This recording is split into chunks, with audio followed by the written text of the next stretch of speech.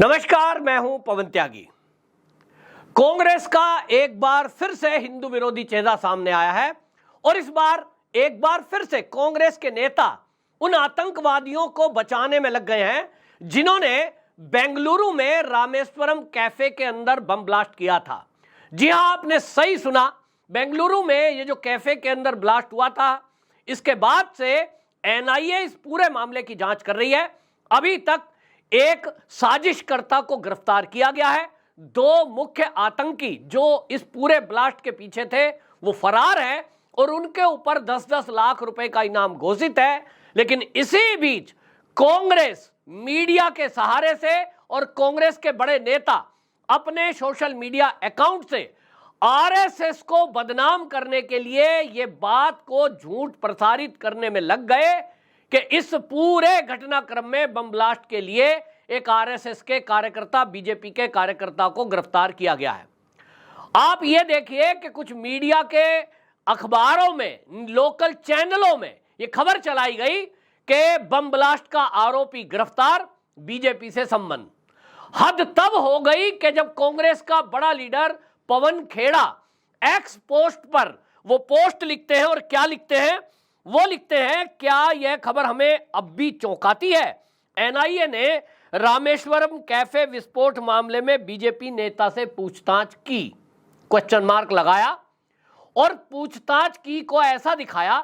और इसके बाद सोशल मीडिया, कुछ न्यूज चैनल, कुछ अखबार, वो जैसा होता ही है कि इनका पूरा एक इकोसिस्टम है, उस इकोसिस्टम में इस बात को ऐसा बताने की कोशिश की कि जैसे ये जो बम ब्लास्ट हुआ रामेश्वरम कैफे में, ये किसी बीजेपी के कार्यकर्ता ने कराई है।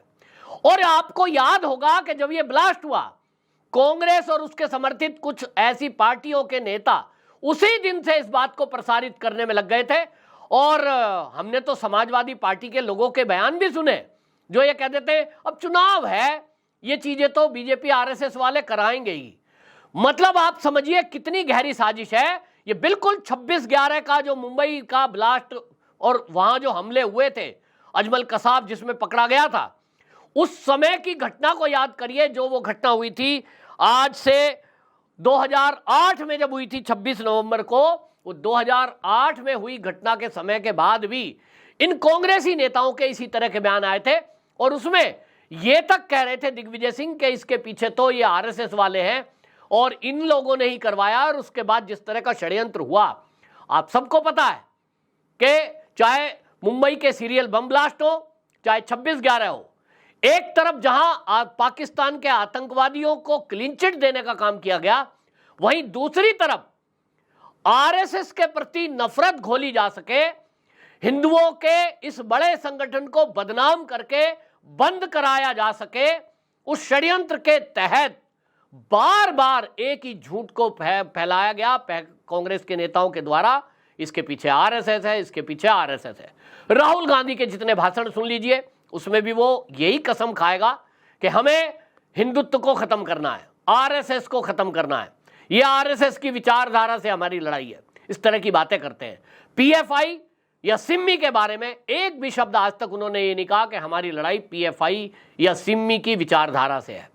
और यही चीज अब दिखाई दे रही है कि जिस तरह से कांग्रेस के नेता इस ब्लास्ट को लेकर बीजेपी के से इसको लिंक कर रहे हैं, जबकि एनआईए ने बाकायदा जब ये मामला तूल पकड़ा और सोशल मीडिया और मीडिया पर छाने लगा, क्योंकि कांग्रेस का पवन खेड़ा प्रवक्ता है और अगर इतना बड़ा लीडर अपने एक्स पोस्ट पर ये लिख रहा है कि बीजेपी नेता से पूछताछ, भाई पूछताछ में और आरोपी में फर्क नहीं है क्या? ये मीडिया वाले और सोशल मीडिया पर पोस्ट लिखने वाले कौन नहीं जानता कि पूछताछ और आरोपी में कितना फर्क है? एनआईए ने बाकायदा फिर पत्र डालकर प्रेस रिलीज जारी की और प्रेस रिलीज में यह बताया कि जो ये ब्लास्ट हुआ है इसमें हम बहुत सारे लोगों को बुलाकर और उनसे पूछताछ करते हैं, उनको अरेस्ट भी करना पड़ता है, कई बार कई टेक्निक्स इस्तेमाल करनी पड़ती है। इसका मतलब ये नहीं है कि वो आरोपी हैं। अब आपको बता दूं, जो सबसे पहले गिरफ्तारी हुई वो मुजम्मिल शरीफ की हुई, चिकमंगलूर का रहने वाला है। उसका नाम किसी कांग्रेसी ने नहीं लिया, क्योंकि अगर उसका नाम ले देंगे तो एक विशेष वर्ग के वोट को खिसकाने का इनको चिंता है कि भाई हमारे ऊपर कैसे बात कर दी। क्योंकि आप देखिए कि ये जो राहुल गांधी है वो वायनाड क्यों पहुंचे हैं। वायनाड पूछने का कारण ही है, उत्तर प्रदेश में इनकी परंपरागत सीट रही, वायनाड से लड़ने का कारण एकमात्र यदि कोई है वहां है 40% मुस्लिम वोट। और वहां हालत यह है कि पीएफआई और उन्हीं का एक राजनीतिक संगठन एसडीपीआई, पिछले दिनों तो चर्चा चली थी कि कांग्रेस को वो समर्थन दे रहे हैं, लेकिन फिर इनको लगा कि बीजेपी हमलावर हो जाएगी। केरल में तो जरूर राहुल गांधी जीत जाएंगे, लेकिन बाकी पूरे देश में फिर बीजेपी उसको घेरेगी। और इसीलिए अंदर खाने की खबर यह है कि अभी भी वो कांग्रेस को ही सपोर्ट करेंगे, राहुल गांधी को ही सपोर्ट करेंगे।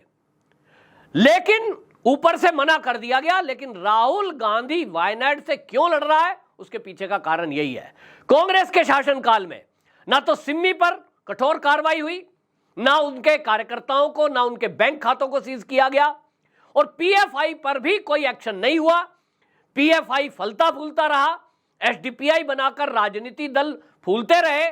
खुलेआम केरल में उनकी रैलियां निकलती हैं, हथियार बंद लेकर के वो सड़कों पर निकलते हैं अपने दलों को, और ये सब इस देश में हो रहा है। एक भी शब्द उनके बारे में नहीं बोलेंगे, क्योंकि अगर पीएफआई के बारे में बोल दिया तो कहीं ना कहीं इनको लग रहा है कि मुस्लिम वोट इनसे ना खिसक जाए।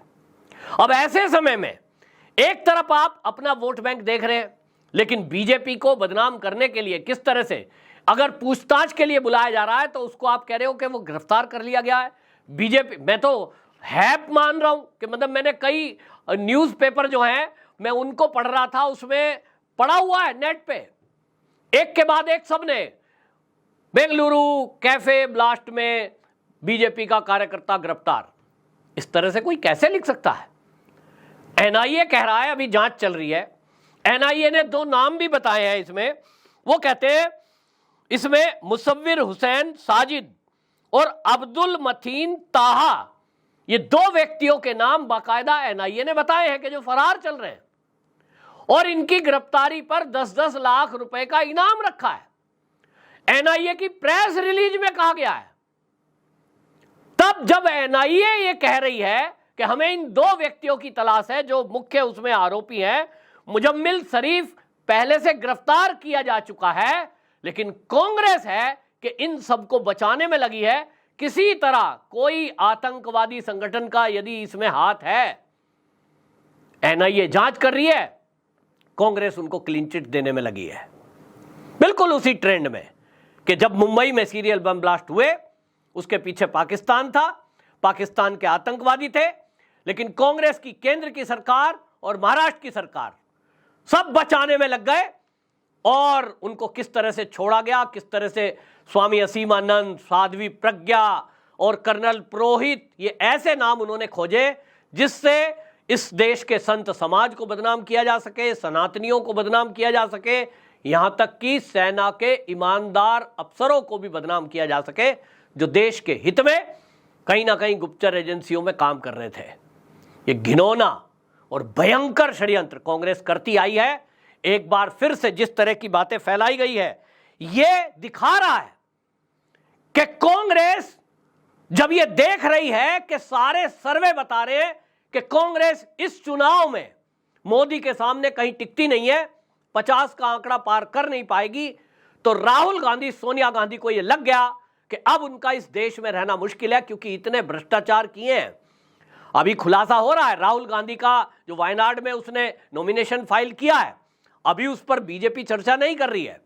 मुझे नहीं पता अभी क्यों नहीं कर रही है, आक्रमण क्यों नहीं किया गया है। अभी तक तो आक्रमण कर देना चाहिए था राहुल गांधी पर इस बात को लेकर कि राहुल गांधी जो दिन रात अडानी और उद्योगपतियों की सरकार है, ये तो अडानी अंबानी की सरकार है, देखो जी ये तो जो है बड़े बड़े उद्योगपतियों के लिए काम कर रहे हैं। उस राहुल गांधी के नॉमिनेशन में जो उसने अपनी डिक्लेरेशन की है, अनेक कंपनियों के शेयर जिनकी कीमत करोड़ों में है और राहुल गांधी के नाम है। क्या राहुल गांधी से पूछना नहीं चाहिए क्या नौकरी करते हो भाई, इनकम का सोर्स क्या है? कभी देखा आपने कि कहीं उसकी कोई फैक्ट्री है, कहीं कोई दुकान है, कहीं कोई खेती करता है? नहीं। फिर ये करोड़ों रुपया आया कहां से? पिछले चुनाव से लेकर इस चुनाव में कैसे बढ़ गया? कोई पूछता नहीं है, क्योंकि इनको लगता है कि हमारा कोई बाल बाका नहीं कर पाएगा। और यह राहुल गांधी और परिवार, पूरा इनका गांधी परिवार जानता है कि इस बार यदि मोदी आ गया तो ये सब जेल की सलाखों के पीछे होंगे। इसलिए ये पूरी ताकत लगा रहे हैं किसी तरह हिंदुओं को बांटें, इस देश में दंगा फसाद कराएं, और जो आतंकवादी घटनाएं ऐसी होंगी उनको कराने के पीछे का मकसद भी यही है कि कराएंगे ये और बदनाम करेंगे आरएसएस को, बदनाम करेंगे बीजेपी को, बदनाम करेंगे विश्व हिंदू परिषद को, बदनाम करेंगे बजरंग दल को। ये जो षड्यंत्र है, ये टूल किट कहीं विदेश में तैयार होती है, इंप्लीमेंट इंडिया में होता है, और इनके तो जो फंडिंग करने वाले हैं वो भी विदेशों में बैठे हैं, ऐसी खबरें आती हैं।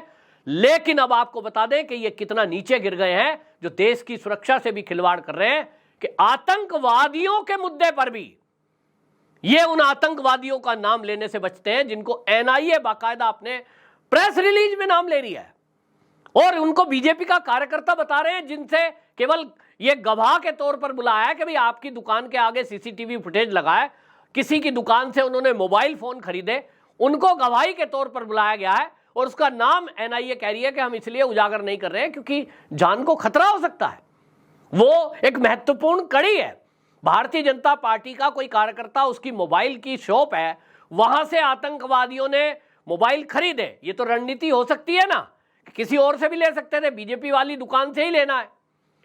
तो मोबाइल बेचने वाले का दोस्त थोड़ा ही है, उसको क्या पता ये ब्लास्ट करने जा रहे हैं। लेकिन कांग्रेस उस कार्यकर्ता की पहचान को उजागर करने में लगी है और उसको बदनाम करने में लगी है। यह दिखाई दे रहा है कि कितनी घिनौनी और खतरनाक सोच कांग्रेस की है। बहरहाल सोशल मीडिया का जमाना है, मीडिया के जरिए उन्होंने झूठ फैलाया, हमने सोशल मीडिया के जरिए उस झूठ को उजागर कर दिया, और अब आपकी जिम्मेदारी है कि कांग्रेस के इस झूठ को फैलने से रोकें और सच्चाई पूरे देश की जनता तक पहुंचाएं। वंदे मातरम।